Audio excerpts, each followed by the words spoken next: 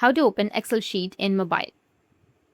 So if you want to open an Excel sheet in your mobile, then what you need to do is first make sure that you have a stable internet connection. After that, you need to first download a spreadsheet app like Microsoft Excel or Google Sheets from your App Store or your Play Store.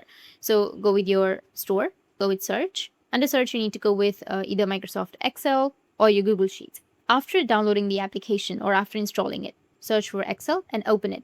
These apps let you view and edit Excel files on your phone. Once you tap on the open button, it will take you to the application and it will ask you to log into your account at first. So if you don't have an account, you can just go and create a Microsoft account. But if you already have an account, you can go with login with your Microsoft account on your Excel. Now tap on open, which will be on the bottom of your screen.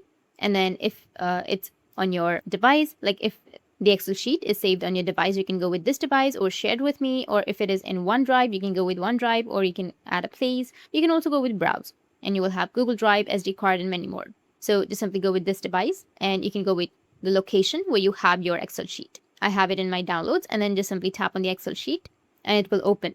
That's how you can open Excel sheet in your mobile. And if you found this video helpful, hit the subscribe button, and thanks for watching.